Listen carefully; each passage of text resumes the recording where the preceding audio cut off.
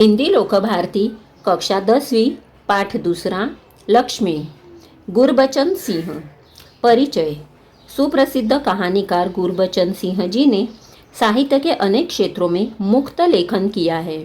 आपकी भाषा सरल और प्रवाही है, इसी वजह से आपका साहित्य रोचक बन पड़ा है।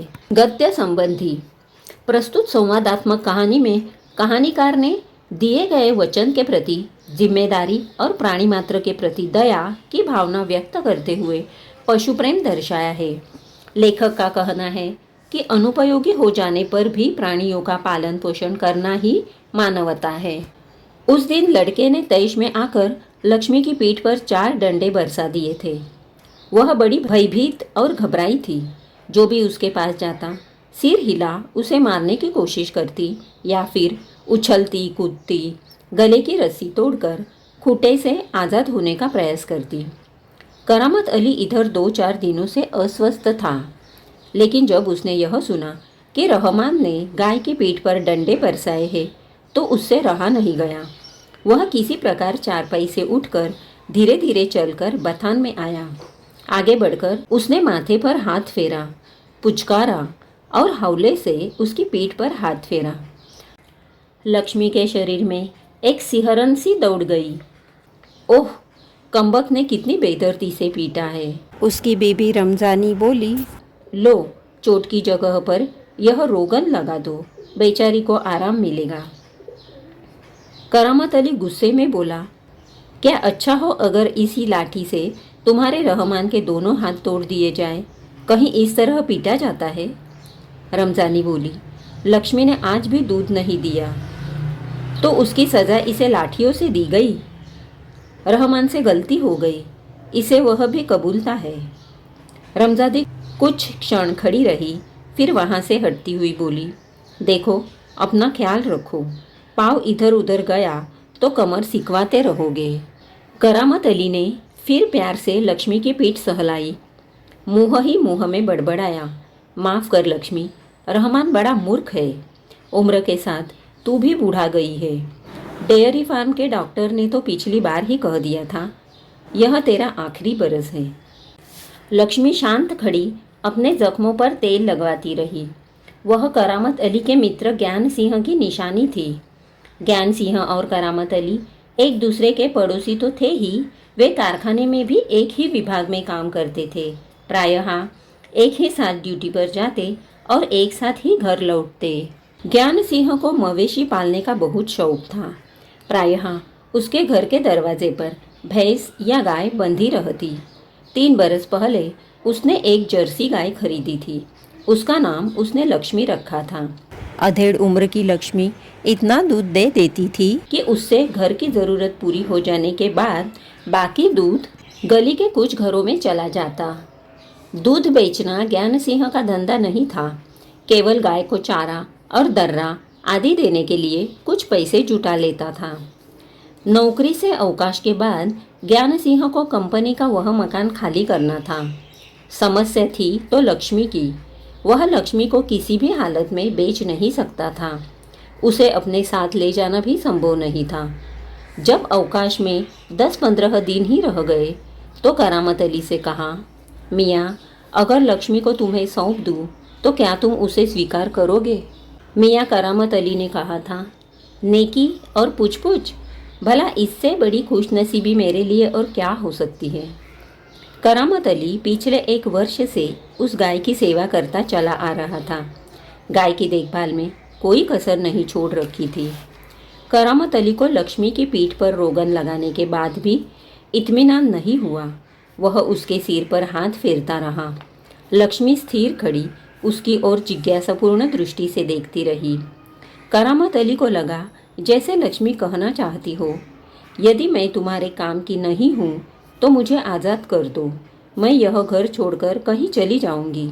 करामत अली ड्यूटी पर जाने की तैयारी में था, तभी रमजानी बोली, रहमान के अब्बा, अगर लक्ष्मी दूध नहीं देगी तो हम इसका क्या करेंगे? क्या खूंटे से बांधकर हम इसे खिलाते पिलाते रहेंगे? जानवर है, बंधा है तो इसे खिलाना पिलाना तो पड़ेगा ही। जानते हो, इस महंगाई के ज़माने में सिर्फ सादा चारा देने में ही 300-350 महीने का खर्चा है। सो तो है, कहते हुए करामत अली आगे कुछ नहीं बोला। घर से निकलकर कारखाने की तरफ हो लिया। रास्ते में वह रमजानी की बात पर विचार कर रहा था। लक्ष्मी अगर दूध नहीं देगी तो इसका क्या करेंगे? यह ख्याल तो उसके मन में आया ही नहीं था कि एक समय ऐसा भी आ सकता है कि गाय को घर के सामने खूंटे से बांधकर मुफ्त में खिलाना भी पड़ सकता है। उसके साथी नईम ने उसे कुछ परेशान देखा तो पूछा, करामत मियाँ, क्या बात है? बड़े परेशान नज़र आते हो। खैरियत तो है? ऐसी कोई विशेष बात नहीं है।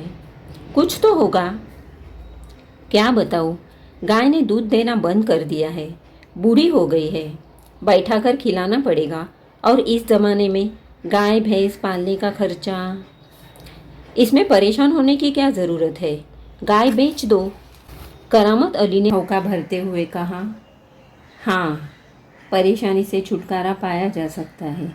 बहुत आसान है, लक्ष्मी को बेच दिया जाए। वह नईम के पास से हटकर अपने काम में जुट गया। करामत अली रात का गया, सवेरे कारखाने से घर लौटा। रात की ड्यूटी से घर लौटने पर ही वह लक्ष्मी को दूहता था। घर में घुसते ही उसने रमजानी से पूछा, क्या लक्ष्मी को अभी तक चारा नहीं दिया? रमजानी बोली, रहमान से कहा तो था। तुम दोनों की मर्जी होती तो गाय को अब तक चारा मिल चुका होता। अगर वह दूध नहीं दे रही है तो क्या उसे भूखा रखोगे? कहते हुए करामत कटा हुआ पुआल, खली और दर्रा आदि ले जाकर लक्ष्मी के लिए सानी तैयार करने लगा। लक्ष्मी उतावली सी तैयार हो रही सानी में मुंह मारने लगी। गाय को सानी देकर करामत अली उसकी पीठ देखने लगा। रोगन ने अच्छा काम किया था, दाग कुछ हल्के पड़ गए थे। 10-15 दिनों से यूं ही चल रहा था। एक दिन जब करामत अली ने पुआल लाने के लिए रमजानी से पैसे मांगे तो वह बोली, मैं कहाँ से पैसे दूँ? पहले तो दूध की बिक्री के पैसे मेरे पास जमा रहते थे, उनमें से दे देती थी, अब कहाँ से दूँ? लो, यह राशन के लिए कुछ रुपए रखे थे। कहते हुए रमजानी ने संदूकची में से 20 का एक नोट निकालकर उसे थमाते हुए कहा, इससे लक्ष्मी का राशन ले आओ। ठीक है, इससे लक्ष्मी के 2-4 दिन निकल जाएंगे। आखिर इस तरह कब तक चलेगा? रमजानी दुखी स्वर में बोली, तुम इसे खुला छोड़कर आजमा कर तो देखो। कहते हो तो ऐसा करके देख लेंगे। दूसरे दिन रहमान सवेरे 8-9 बजे के करीब लक्ष्मी को इलाके से बाहर, जहाँ नाला बहता है, जहाँ झाड़ झंखाड़ और कहीं धूप के कारण ज़मीन हरी नज़र आती है, छोड़ आया ताकि वह घास इत्यादि खाकर अपना कुछ पेट भर ले। लेकिन माँ बेटे को यह देखकर आश्चर्य हुआ कि लक्ष्मी 1-1.5 घंटे बाद ही घर के सामने खड़ी थी। उसके गले में रस्सी थी। एक व्यक्ति उसी रस्सी को हाथ में थामे कह रहा था, यह गाय क्या आप लोगों की है? रमजानी ने कहा, हाँ, यह हमारी गाय का सब चारा खा गई है। इसे आप लोग बांध कर रखे, नहीं तो काजी हाउस में पहुंचा देंगे। रमजानी चुप खड़ी आगंतुक की बातें सुनती रही। दोपहर बाद जब करामत अली ड्यूटी से लौटा और नहा धोकर कुछ नाश्ते के लिए बैठा तो रमजानी उससे बोली, मेरी मानो तो इसे बेच दो। फिर बेचने की बात करती हो? कौन खरीदेगा इस बुढ़िया को? रहमान कुछ कह तो रहा था, उसे कुछ लोग खरीद लेंगे। उसने किसी से कहा भी है, शाम को वह तुमसे मिलने भी आएगा। करामत अली सुनकर खामोश रह गया। उसे लग रहा था सब कुछ उसकी इच्छा के विरुद्ध जा रहा है, शायद जिस पर उसका कोई वश नहीं था। करामत अली यह अनुभव करते हुए कि लक्ष्मी की चिंता अब किसी को नहीं है, खामोश रहा। उठा और घर में जो सूखा चारा पड़ा था उसके सामने डाल दिया। लक्ष्मी ने चारे को सूंघा और फिर उसकी तरफ निराशापूर्ण आंखों से देखने लगी, जैसे कहना चाहती हो, मालिक, यह क्या? आज क्या मेरे फांकने को यह सूखा चारा ही है? दर्रा खली कुछ नहीं। करामत अली उसके पास से उठकर मुंह हाथ धोने के लिए गली के नुक्कड़ पर नल की ओर चला गया। 7-8 बजे के करीब रहमान एक व्यक्ति को अपने साथ लाया। करामत अली उसे पहचानता था। इसके पहले कि उससे कुछ औपचारिक बातें हो, करामत अली ने पूछा, क्या तुम गाय खरीदने आए हो? उसने जवाब में कहा, हाँ, बूढ़ी गाय है, दूध ऊध नहीं देती। तो क्या हुआ? तुम इसे लेकर क्या करोगे? मैं कहीं और बेच दूंगा। यह तुम्हारा पुराना धंधा है, मैं जानता हूँ। मुझे तुम्हें गाय नहीं बेचनी। करामत मियाँ ने उसे कोरा जवाब दे दिया। रमज़ानी करामत के चेहरे के भाव भांपती हुई बोली, क्या यह भी कोई तरीका है? आने वाले को खड़े खड़े दुत्कार कर भगा दो। तुम जानती हो वह कौन है? करामत अली ने कटु स्वर में कहा। वह लक्ष्मी को ले जाकर वहाँ बेच आएगा, जहाँ यह टुकड़े टुकड़े होकर बिक जाएगी। मेरे दोस्त ज्ञान सिंह को इसका पता चल गया तो वह मेरे बारे में क्या सोचेगा? उस दिन करामत अली बिना कुछ खाए पिए रात को बिना बिस्तर की चारपाई पर पड़ा रहा। नींद उसकी आंखों से कोसों दूर थी। रात काफ़ी निकल चुकी थी। सवेरे देर तक वह लेटा ही रह गया। कुछ देर बाद करामत अली ने चारपाई छोड़ी, मुंह हाथ धो घर से बाहर निकल पड़ा। लक्ष्मी के गले से बंधी हुई रस्सी खूंटे से खोली और उसे गली से बाहर ले जाने लगा। रमज़ानी, जो दरवाजे पर खड़ी यह सब देख रही थी, बोली, इसे कहाँ ले चले? करामत अली ने कहा, जहाँ इसकी किस्मत में लिखा है। वह लक्ष्मी को सड़क पर ले आया। लक्ष्मी बिना किसी रुकावट या हुज्जत के उसके पीछे पीछे चली जा रही थी। वह उसकी रस्सी पकड़े सड़क पर आगे की ओर चलता चला गया। चलते चलते कुछ क्षण रुक कर वह बोला, लक्ष्मी चल।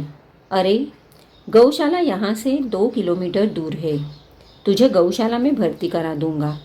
वहाँ इत्मीनान से रहना। वहाँ तू हमारे घर की तुलना में मज़े से रहेगी। भले ही मैं वहाँ न रहूँ, पर जो लोग भी होंगे मेरे ख्याल में तुम्हारे लिए अच्छे ही होंगे। मैं कभी कभी तुम्हें देख आया करूँगा। तब तू मुझे पहचानेगी भी या नहीं, खुदा जाने। कहते हुए करामत अली का गला भर आया। उसकी आंखों में आंसू उतर आए। चल लक्ष्मी चल, जल्दी जल्दी पैर बढ़ा। और वह खुद किसी थके मांदे बूढ़े बैल की तरह भारी कदमों से आगे बढ़ने लगा।